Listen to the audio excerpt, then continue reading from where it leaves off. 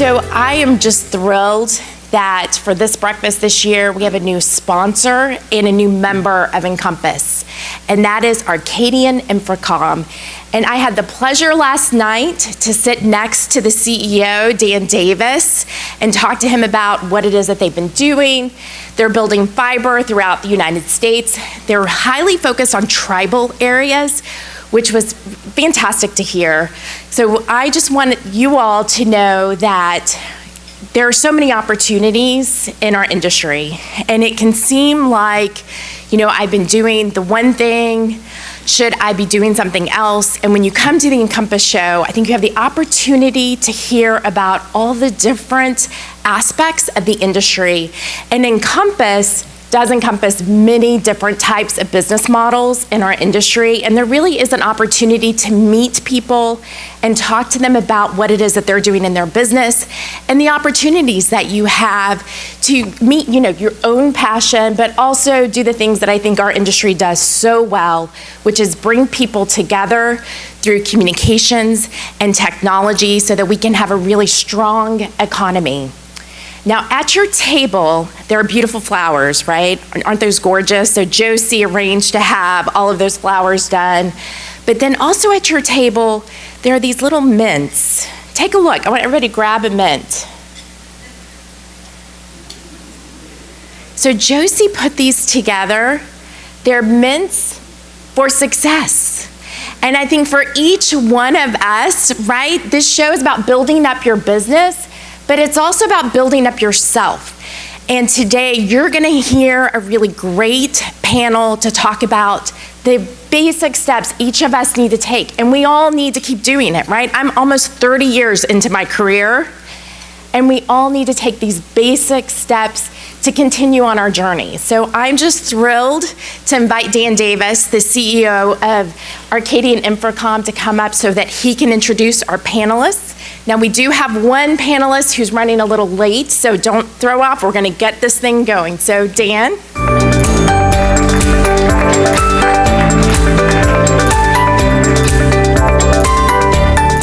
Well, good morning. I appreciate everybody coming out so early. I know most of you woke up and maybe even walked in here when it was a bit dark. So I appreciate everybody kind of coming out for this event. I'm Dan Davis, CEO of Arcadian Infracom. As was mentioned, we build long-haul fiber. So it's kind of a long-lost art. Some of us did this back in the 90s, and then not much was built for the last quarter century, and it's time to build new long-haul. So as we build new long-haul routes, so long-haul, basically major data center to major data center, Salt Lake to Phoenix, LA to Phoenix, it's about building more capacity, but it's also about building more resiliency in the national network. So a second, third, fourth route between major cities. Since that, when you lay down the line of the long-haul dark fiber, you're trying to stay away from other existing backbones, you kind of by definition build through the middle of nowhere, right? So when routes 1 and 2 get cut, our route 3 stays up. Early in the development of Arcadian, we realized what we're doing for technical reasons, building diversely, building through very rural areas, actually provided us at Arcadian another amazing purpose or mission. So certainly we're here to build stakeholder value for our investors, but since we realized it was kind of an aha moment early in the company 5, 6, 7 years ago, if you're gonna build through the middle of nowhere, you're going to touch a lot of communities that kind of by definition are far from the internet backbone, which is, kind of, again, where the entire internet flows. So you've got a kind of a rural point on a map and an existing backbone over here. And here's usually how I explain the rural and tribal broadband problem. You have a community and a backbone. I grew up in Pleasant Plains, Illinois, 652 people back then. It's smaller now. It's about 100 miles from existing backbones. Is it ever going to make sense to build that 100 miles for 654 people? No. So these two things, this line, the backbone, and the community, that is rural America or tribal America, are too far apart. Even my 10-year-old son can answer this question. How do you solve this problem? Can you move the community? Of course not. So you're really left with one choice, move the backbone. And that was the aha moment for us when we're building these new backbones. you're bringing that backbone through previously underserved areas. Having spent 15 years at CenturyLink, I know that some of the small market, fiber to the home opportunities are unfeasible because backhaul from market to backbone is too expensive. So the business cases fail to bring good fiber to the home, to communities that are far from backbones. All those communities we build through are now touched by that backbone, and it's much easier to make a business case work when you're sitting on top of the fiber backbone. So we realized we were actually going to create a lot of economic development opportunities for all the rural communities, and tribes that we build through. And we'll purposefully, as we were introduced, we purposefully will go through tribal areas. We won't go around them, we'll purposefully go through them. As many of you know, we work with 5 or 6 tribes, Navajo Nation, Pueblo of Laguna, and a number of other folks. First time working with tribes within our industry. So kind of inherent in what we do, inherent in our culture, inherent in our purpose is creating new opportunities for people that don't have them. All those communities we newly connect with low-cost backhaul to the major markets, to the internet backbone, we create new opportunities. So that creating opportunities for others who may not have them now is core to what Arcadian is, our mission, our purpose. As we're also building out Arcadian, we're building a brand new team, right? This is a clean sheet team. Most of us from kind of well into our careers, we have some younger folks as well. As we're assembling the team, one of the things I've learned over the last 30 years is you get your best decisions out of a diverse group of thinkers, a diverse group of decision makers at the table. So for us, creating opportunity for women and people of color, LGBT, different nationalities, it's that part of creating opportunities for those who previously haven't had them is inherent in what we do and who we are as a culture. So that led to a series, this is our 3rd or 4th Women in Telecom event, and you'll see us continue to show up at shows like this and put these on. In the past, some of the Women in Telecom events we have been about networking, mentoring. This morning, what we're doing this morning, it was kind of a moment a couple months ago, realized, okay, where are the best opportunities for women or people of color? Where is it a little easier to get in? Our industry, there are a lot of us that have been in this 20, 30, 40 years, gray hair, balding to prove it. But that's where you've got in telecom right now, you've got a lot of people that the leaders have been in the business for a long time. And eventually we're going to have to retire and stay retired. So certainly there's a lot of opportunities in telecom. We thought, okay, but within telecom, as we're trying to help folks who haven't had opportunities in the past get into new leadership positions, we realized, look, there are a lot of new technologies in our space that are emerging. And it is always easier to establish yourself as a leader in an emerging area, an emerging technology, an emerging business where you don't have, kind of management folks entrenched and already in place. And so what we put together for this event is a number of women leaders from different areas that we think are emerging, whether it's Mignon with, of course, government is getting much more involved in the broadband space, the fiber space generally. Government is here, it is going to have a bigger role than it has, and as is typical, once the government gets involved, it doesn't pull back. So we're going to have a lot more public policy issues. So we have Mignon on the panel. We have Jezzibell and Michelle. New technologies, new businesses that if the leadership is not established yet, it's much easier to establish yourselves as a new leader in that business. So we thought we'd just bring a number of women leaders in from emerging areas and talk about, okay, for example, AI or, emerging fiber to the home businesses or emerging fiber technologies. These are areas that we wanted to provide some connections to all you folks in the audience and anybody who listens to this on a recorded basis. Reach out to these ladies and use them as a means to get into some of these new emerging areas, establish yourselves as leaders, and please bring new voices and new perspectives to the table, because we all know that the more diverse voices, the more diverse thoughts we had at the table as we're making decisions, the better your decisions are going to be. So with that, I'll introduce our panel. I'm excited to hear discourse, and I hope you appreciate it. And if you haven't, grab coffee, grab something to eat. Very good. Thank you, folks.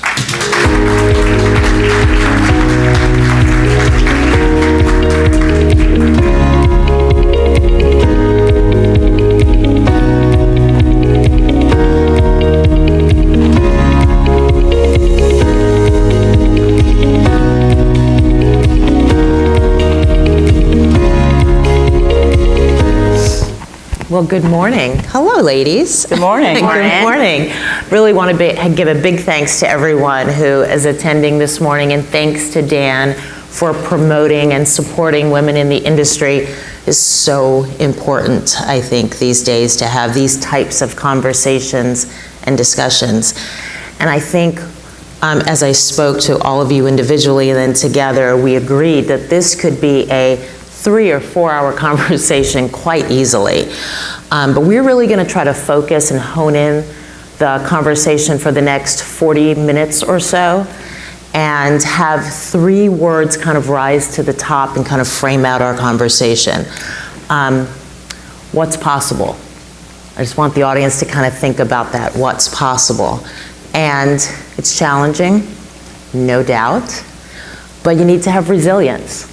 And if you can just kind of keep those words in your mind, then the gates are open.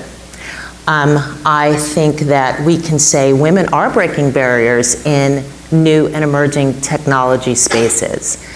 I want to start with Michelle. You have a wonderful career at Corning.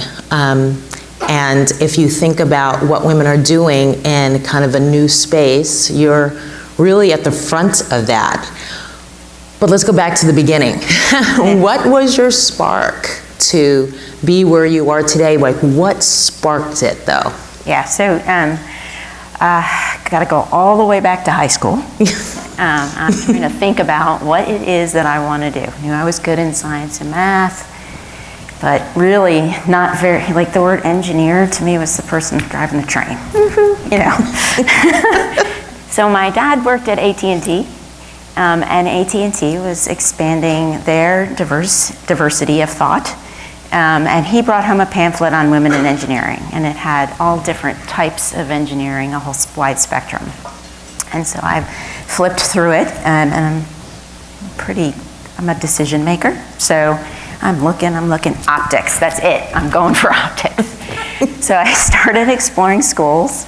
Went to University of Rochester. I was in New York State. University of Rochester, there's one other, and then Alfred University. University of Rochester has an optics program. Alfred University is about glass. And when I was touring, one of the professors said, I talked to him about my interest in optics. Do you have any classes? And he's like, well, and they did later, but well, we don't really have that. But we can teach you all about glass, and that is the medium through which optical signal is transmitted. Yeah. And that started it all. It's amazing. When you and I were talking, having young girls in STEM, like getting from the very beginning start, is so important, because we need that next generation to come into our industry and think, I can do it, and I see a path to have a voice and to have leadership. Jezzibell, when you and I talked, lots of the newer technologies are in a startup space, and you are no stranger to that space. So what words of wisdom do you have for someone coming up into the industry, or, as Dan said, maybe taking a turn, right, within their career to say, I'm going to go a different direction today? The startup space is a different beast than an institution, really. So just give us some words of wisdom there. Well, first of all, I'm going to say that unlike Michelle, I had absolutely no idea what I wanted to do in life, especially when I had to go to college. I was like, oh, well, there's so many different things that I actually want to do. Why do I have to make a choice, and why do I have to choose one?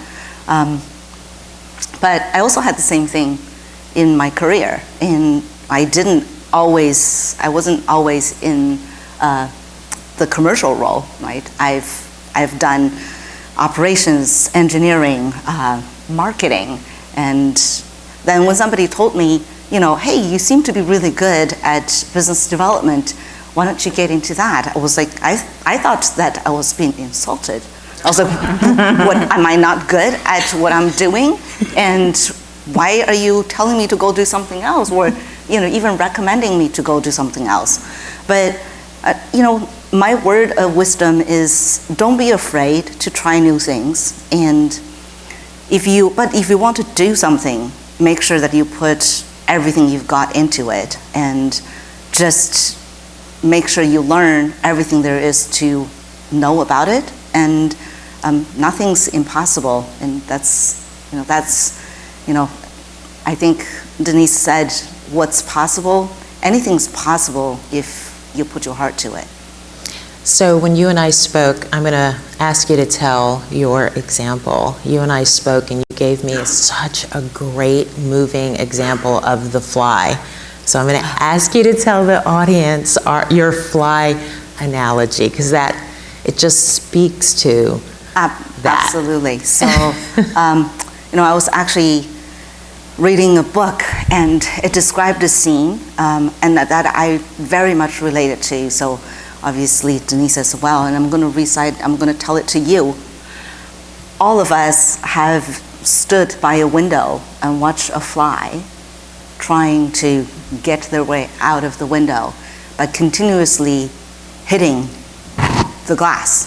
You just fly right into the glass, and again, and again. And you watch it, you're like, okay, it's trying to make its way out. But if you think about that, there's a whole room and the door's open to the outside. So sometimes what it takes is not you continuously bang at something, but take a step back and take a look holistically what is happening and have a different perspective, and find your door out instead of trying to continuously bang your way into the glass. And I do have a little something for you later that I think you all enjoy as well. Okay. That example you gave really resonated with me, because sometimes we really do want to push the envelope, right? We really do want to make a difference. We do want our voices heard. But we do have to take a step back and figure out what's the best path. So, Mignon, you and I spoke, and you took a career path that to me is just like, I wouldn't do it. Dan spoke about the policy and governance side of it, and it's just, I am now getting a taste just by being in the company that Dan is in, because we are so small, all hands on deck, and I'm learning so much, and wow, that's a space that is not for the faint of heart. And it requires institutional knowledge. It requires a certain mindset, because it's set. Right. And if you want to make a difference, that's new. And new comes with question marks. Diversity comes with question marks. So how did you overcome the question marks? Good mentors, stubbornness. I'll embrace that word. I know we don't like to use it. Oh, I love it. And being resilient. I had a mentor who seemed to be in my life forever. Those of you who know me know that my parents met in jail during the Civil Rights Movement. And so that type of grounding, that type of background, me remembering these images that didn't make sense until I was much older, it really established, I guess you would say, my framework or my foundation or my center of gravity. So if I had anything that I would leave with you, is to find or affirm your center of gravity. You're going to need that, because the road is not going to be straight, it's not going to be smooth, it's not always going to be clear. But if you have that center of gravity that purpose, that North Star that you've established. For me, it was looking at all of the inequities that my parents and grandparents, that they experienced, and wanting a different outcome. They wanted a different outcome for me, so I wanted a different outcome in a different sphere or orbit. But that type of, that was instilled in me, and I embraced that. And it didn't matter exactly what the what was. I just knew what the what should be. And so I really think that, regardless of the not being so familiar, and I'll end up, I know you wanted just to be, but I'm a PK, a politician's kid, so we can have a tendency to speak beyond our allotted time. Oh, please keep going. This is great. The one thing that I remember when my mentor, who was a history maker, the same lady that I referred to a lot, that was my regional grandmother, so to speak. When we talked about me becoming a state commissioner, I said, I don't know anything about regulation. And she said, you're smart enough and you will learn it. Mm-hmm. Yes. Do not get hung up on every description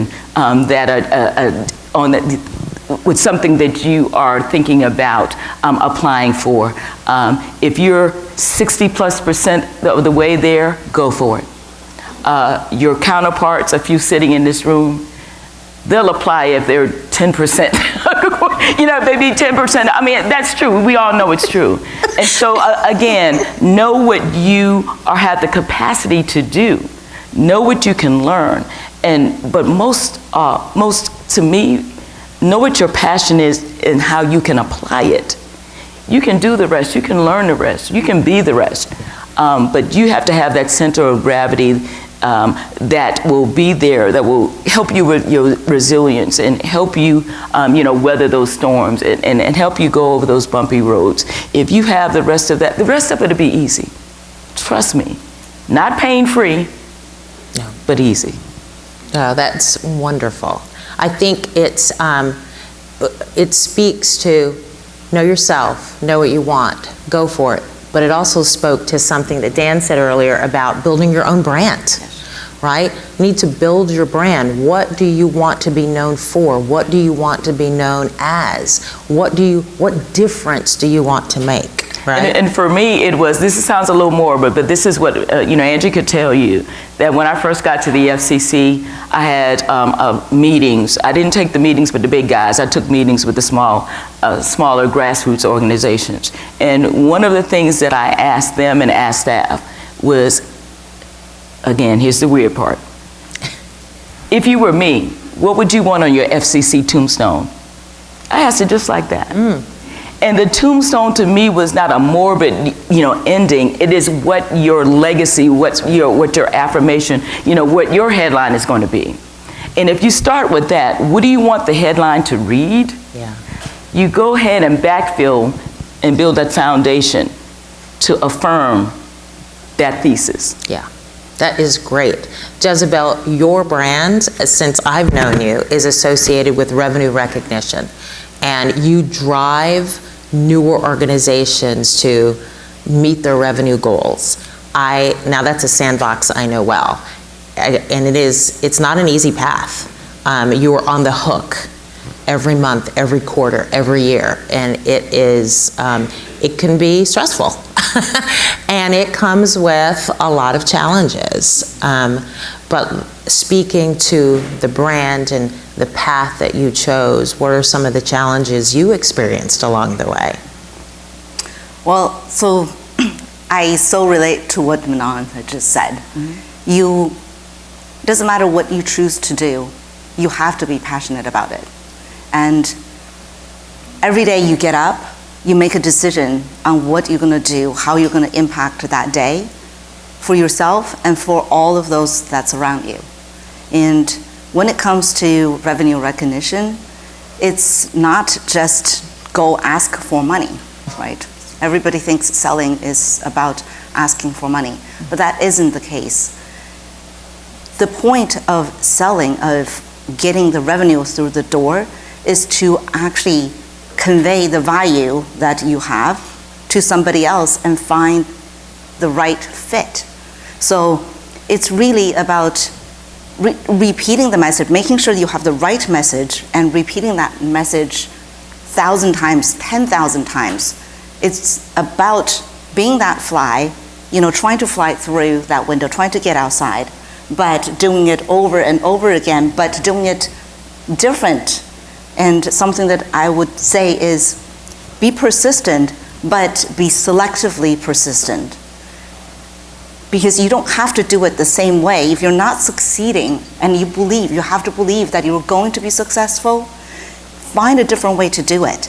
Because you can get there, and like Mignon said, the hardest part is to know that you're going to be successful and invest yourself into it and step back and know that I'm going to get there. I'm just going to find a different path. Right. And keep doing it, because you're going to get there. Yeah, that's good words to live by, right? Don't give up on yourself. I mean, Mignon, you're the first female chair of the FCC. I mean, that is a tremendous accomplishment. And Michelle, you have 3 patents. I mean, I gotta add that to my list now of things to do, right? I mean, so it speaks to what's possible. I mean, just what's possible. So Michelle, as you think about your career trajectory, you really, although you've been at Corning a long time, you are in a new emerging group of new technology, right? So you could take a path of a startup or a division in an established company that is new. So how did that work for you from the time you started to now? Because you've had a pretty interesting career path within Corning. Yeah, I started in technology. I actually applied to Corning and got rejected. And so that says don't stop, right? I tried again, and just in a different location, and was hired. Ironically, through an organization that reported up into Corning, New York. But I started in technology. That is where I got the 3 patents. It was a process to make a new product many, many years ago. And I explored the development space, and then I got a hankering for a little bit of immediate turnaround and being able to see the results on a much more short timeline. So I went into manufacturing. I was in manufacturing for probably 10 or so years. I did take a break. My career, I had 3 children under the age of 5. 2 of them were premature. Said good mom, or bad employee, good mom seemed like the thing to do. So I went and did that, and then I came back to Corning when I felt like they were healthy. My son had entered kindergarten. I came back in through engineering, and through the development of a new product,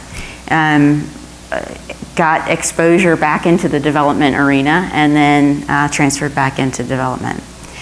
And in that development role, I've went from an individual contributor, project leader, and department head, leader of an organization, and then worked on some strategy, so long-term thinking about our technologies. And that's really where this quest for emerging, what's on the cutting edge kind of came about. And just spending time, mind share time in that space led me to be more adventurous. So I stepped out of the business that I'd been in since I had joined, to a sister business. I didn't go that far, right? So I went from optical fiber to working with connectivity.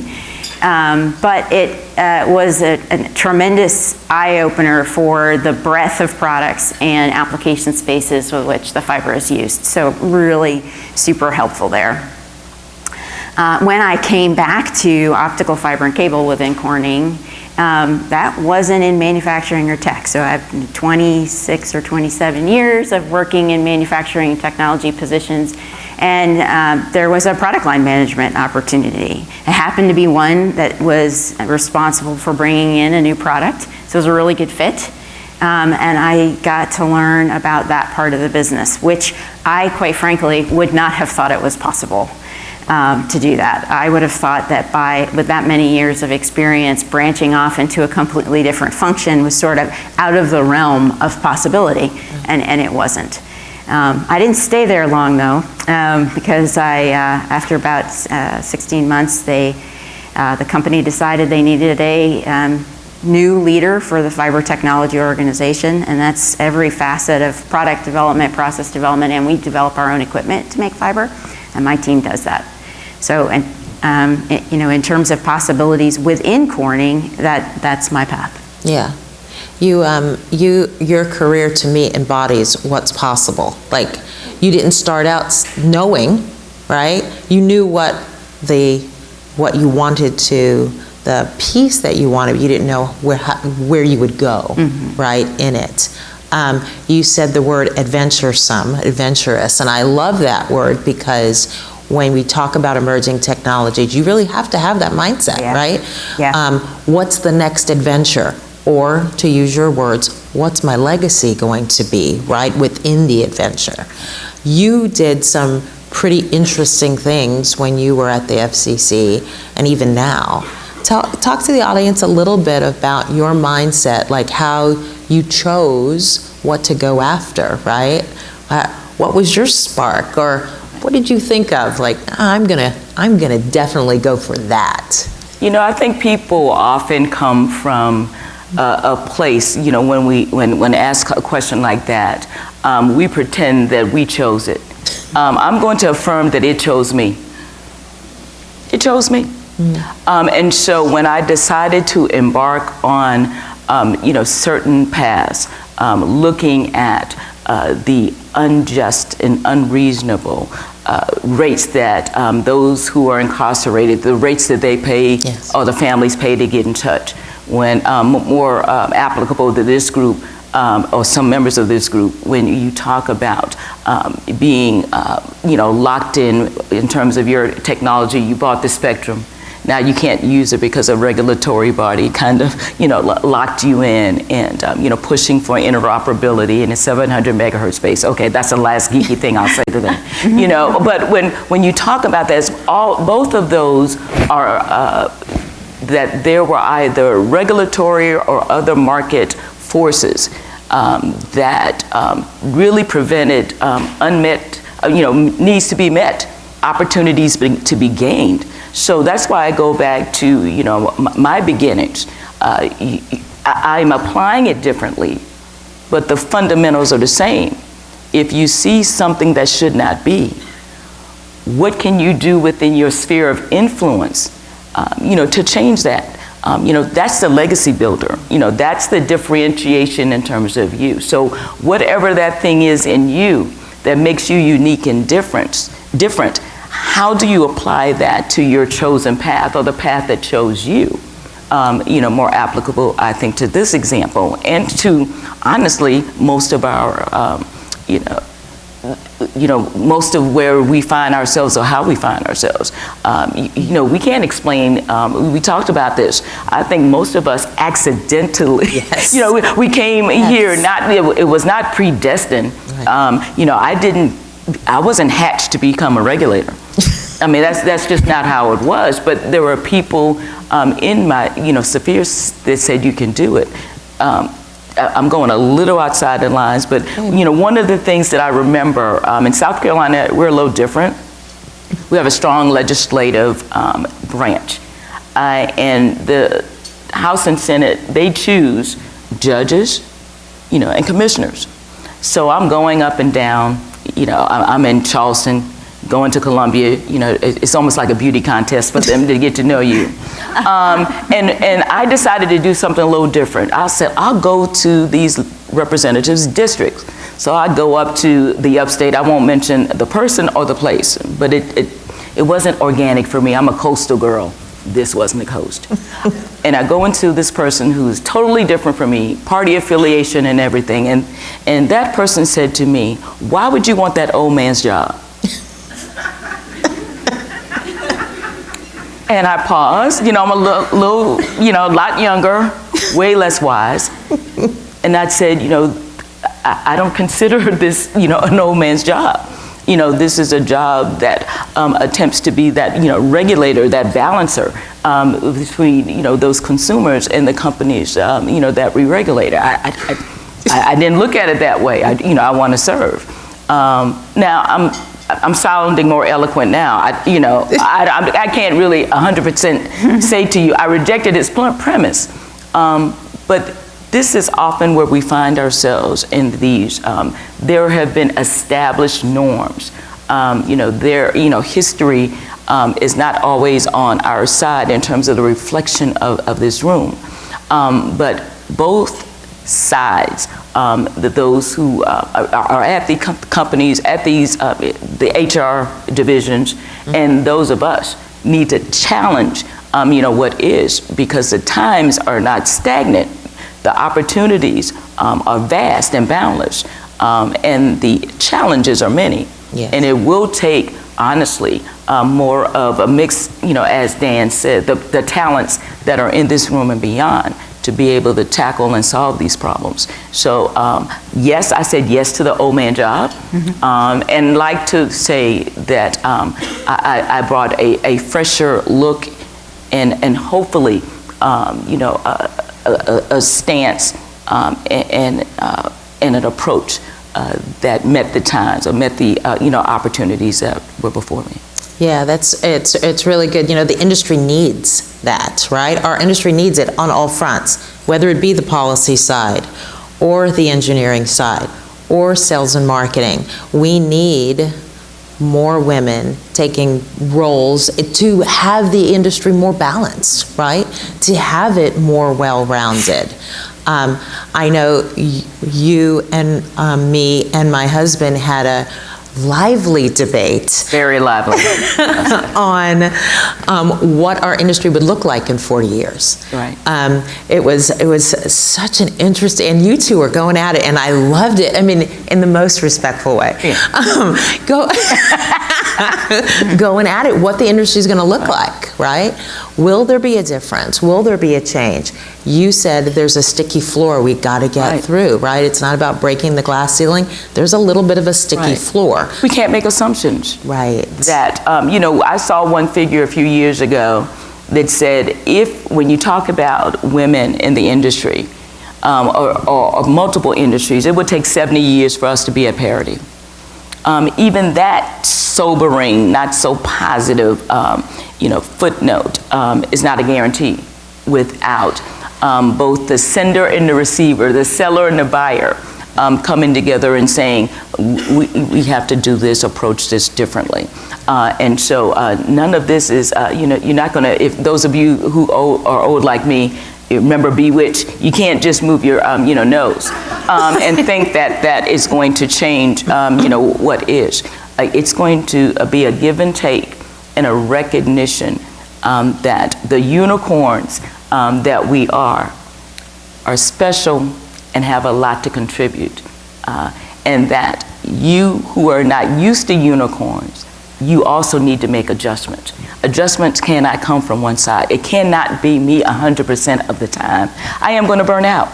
So it's got to be you moving and me moving. Now, I might have to move 70% of the time initially, but it's got to be a give and take. It's got to be a two-way street, a recognition that in order for us to get the best outcomes, all of us have to be, have to reset, those floors on the giver and the receiver side. Yeah, That's a must. I think that's what Dan was saying. If, and this speaks to Jezzibell's example, if you keep just banging your head against the glass, right, or against the institutional norms out there, the goal is not to break the glass. The goal is to get outside, right, for the fly. So you got to remember what the goal is, and emerging technologies is a catalyst for that. So I had thought, like my husband, that 40 years would look different. You said some good points, though, so I'm on the fence now. But I think emerging technologies will help that right? Because if you start from the ground up, then that's an interesting career path. The last thing I'll add to this, and we'll try to be quiet, is that we need, I think, in terms of hiring practices and our promotional practices and like, be as disruptive and innovative there as we are with these emerging technologies, these differences in regulatory approaches and what the consumer demands of us. You know, the innovation and disruption cannot stop on the showroom floor. It has to be in those HR divisions and how they evaluate. Right. What metrics are being used to deem me. If it's a word or a phrase and I don't use it, then I get, then I don't advance. That's ridiculous.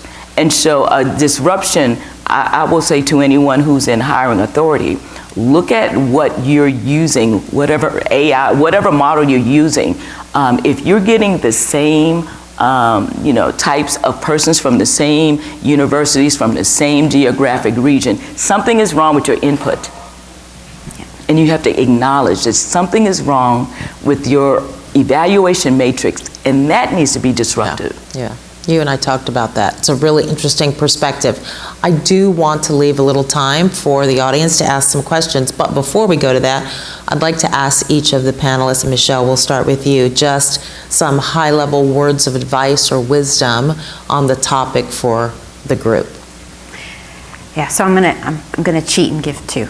Okay. So one, I would say be a lifelong learner. These emerging technologies have all kinds of opportunities, and they're not just the area that you might be focused on now.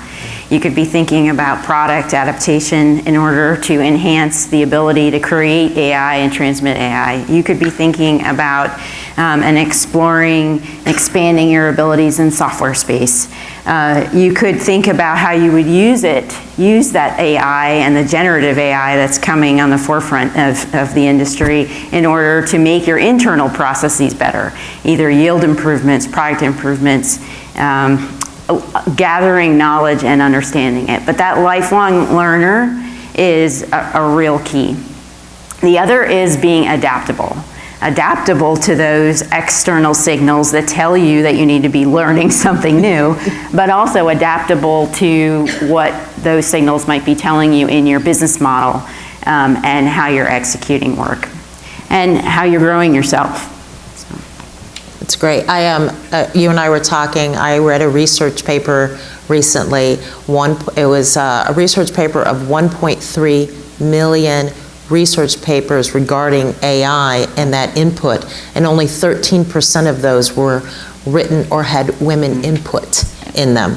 And that is a staggering, not good number, by the way, in that world. So it's necessary. I say to all that it's necessary, right? So our voices are needed in the industry to make it better. Yeah. So, Jezzibell.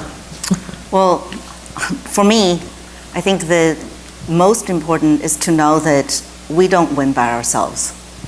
I would not be here if I weren't given the opportunities throughout my career to try all type of different things and learning the skills lifelong in all different areas to lead me into the position that I'm in. And it's our responsibility as you continue to progress in your career to make that path for others. And so I am terrified of public speaking. So it takes time, it takes learning and practice. You need to practice how to speak publicly. You need to learn how to control your breath and learn to control your posture. There's so many different things that we all need to push ourselves on. And push yourself, help others. The reason why I'm sitting up here is not because I enjoy public speaking.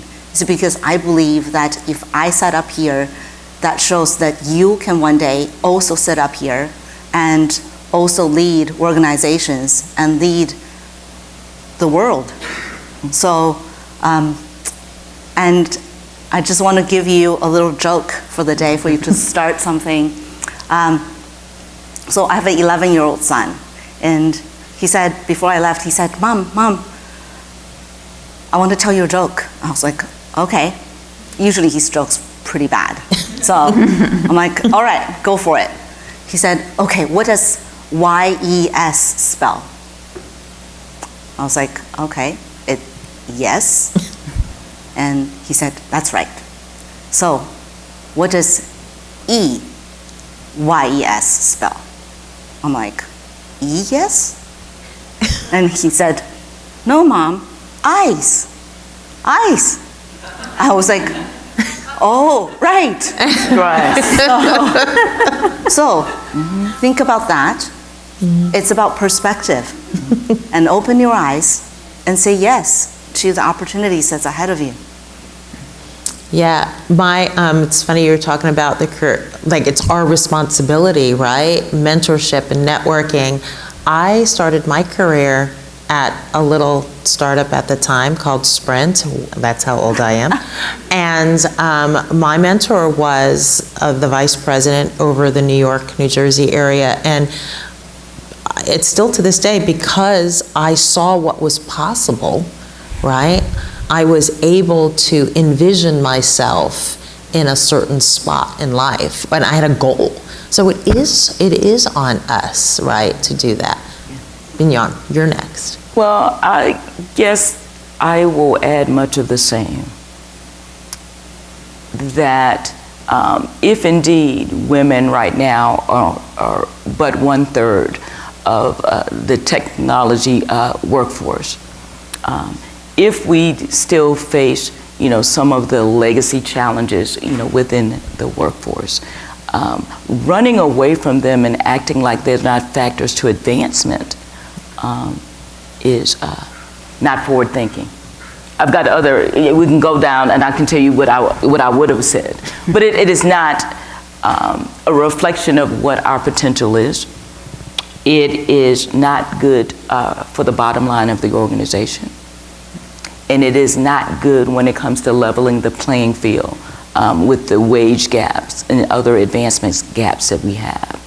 We need to be as intentional about addressing those matrix that exist as we are about delivering those products to the consumers or the customers that we serve. We have to continually advance and recognize what those barriers are, because it could mean the difference in terms of your product margins. It can mean the difference between retention. It can mean the difference between you being, company that's the gold or platinum standard versus, not being. And so it's really important to be looking continually to evaluate yourself. To make sure that you're doing all that you can to make sure that your work environment and your company is the best you can be. It's possible. It's possible. It's going to be a challenge. But if you have resilience, it'll work out. So I want to take the last couple minutes we have left and open it up to the audience. Some great talent on the stage here. Any questions for anyone on the stage? I'll just open it up. Thank you. Great insights from everyone. Regarding mentors, several of you talked about the importance of having them, but it's like, how do you get them? I mean, it looks like they pick you. Can't really stalk them down. So you can. Ideas of getting some mentor help. I think sometimes we focus on the mentors that are subject matter experts and go straight for that. I found that some of the people who have buoyed me the most are outside of my core interests. I might need a mental buoy. I might need to be, have a connection with someone, else. So not being so rigid, I think that strictly, and they will, they won't contradict me, but they will have a different perspective. I find because my path is more political / regulatory, that I had a broader sphere, and I embrace that, because you never know who knows who. That person serving you out there might know the CEO of the company you want to, and so really think about, that the world is your oyster from that perspective, and to be broad and not just looking at your core discipline? For me, it's really about identifying and recognizing what it is that you want to do, and find someone that is successful in that discipline. It doesn't, as Mignon said, it's not necessarily the technology or the segment of where you're going after, but it's a character that you're looking for. Is it curiosity, someone who's a lifelong learner, as Michelle said, that you want to learn from? Is it somebody who's successful in disruption, and how do they get there? You want to learn from that? Or is it someone who's persistent, who's disruptive, differentiated, right? Who think differently.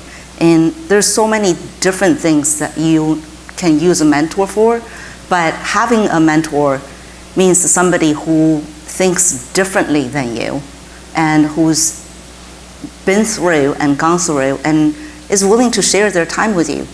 Having a mentor who's not willing to share is not useful for you. So, one of my mentors early on taught me to be selective when I choose my time to help somebody. He said, it's not the potential that you see in someone that warrants your effort. It's the amount of desire that they want to be successful, and willing to put the effort behind it that warrants your effort to support them. So think about that from your perspective. Yeah, that's really good. So I've had a number of different mentors throughout my career. Some of them sought me, and some of them I sought. And the mentorship that I extracted the most value with actually varied throughout my career. And the thing that I learned over time is that it's not just the things that they coach and guide you on of what to do, but you can also learn and be mentored by recognizing that there are elements of folks in the workforce that you might learn what not to do from. Yeah. So it's a little bit of a variety, and I really do think while folks select you out, developing that network to put yourself in the right position, and recognizing that you are the really architect of at least opening up the possibilities for your career, even if it finds you, that's an active part of embracing that mentorship kind of relationship. Yeah, we actually did a panel on mentorship a couple of shows ago, and mentorship can come in many different forms. There is formal mentorship that companies have, and people are put together in a formal setting, and there's KPIs that come with that and such, and then there are informal mentorships. My husband and I mentor a young lady, and she's the best friend of my daughter. Her family life wasn't great, but she's just such a bright kid.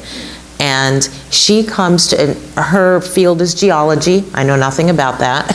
But she comes to us, she's 23 now. She comes to us, and she comes to my husband more about, I wrote this email, my intent is X. Did it translate that in the email? Like, just basic things that we sometimes take for granted, right? She reworked her resume, and she sent it to me because she was applying for something, and I said, wow, this resume is really great. And I said to my husband, Isabel's resume is awesome. And he said, yeah, I wrote it. But when you're that age, you don't know what thing people are looking for. So we sought her out. On the flip side, I have sought other people out. You said, how do you find one? Where do you get it? I think you have to be an active participant in that. Think about what you want to get out of mentorship. What do you want to accomplish with that? Do you want to advance your career in a certain spot? Do you want to advance your learning, your knowledge base? So what is it you want to accomplish, and then seek people out for that? Hi, it's Belinda Smith from Cogent. I've attended these conferences before and love that you guys bring such good news and some things for us to learn each time. So I like Denise's version of finding a 23-year-old who was part of your family, not part of your family, but your daughter's She is, friend. we call her our daughter. Exactly, exactly. and identify mentors. So if we take it to another level, identify the mentor, what's the best way to find sponsorship? Because I believe like each one teach one, which is the old African verb. So I try to bring in new ladies into Telecom and talk to the younger kids about, you know, the vast array of things that you can do. So what are your thoughts on sponsorship? And once you find the mentor, because they're the ones who's going to kind of guide your way, but then you need someone to say, okay, Belinda, you know, you'll be good for this, try that. What's your thoughts? That's obviously more difficult, but I think you will identify that person quickly by what they've done, what they've expressed to you. You know, not the word, not just the nuggets that they give to you, but what they say when you're not looking. And so, you know, these are the types of things that I think, you know, we need to be vigilant with that too, to make sure that, you know, all of us are going to stub our toes, but that shouldn't be fatal. And too often it's disproportionately consequential negatively, you know, for underrepresented groups. You know, that, you know, one mistake and you're done. You know, all of us have seen that. Some of us have been perpetuated that, you know, let's just be honest. But each of us has to be a part of the ecosystem to eradicate that. So again, you know, test the model, you know, you know, continue, and all of us, you know, maybe need to say, you know, stop using the word mentor singularly as if it's the one-dimensional word that we need to sponsor, and we're out of time, I think. Yeah, I know, we're out of time, but I do have one thing I want to say about that. I think it's about voicing your intent when you have a mentor, right? There is a good friend of mine who is a CRO of a company. Another good friend of hers worked in a different division, and she said, I want to do X, but I just don't think I can because I really want to have a baby. I've just gotten married and I just can't have it all. And our friend told her, yes, you can.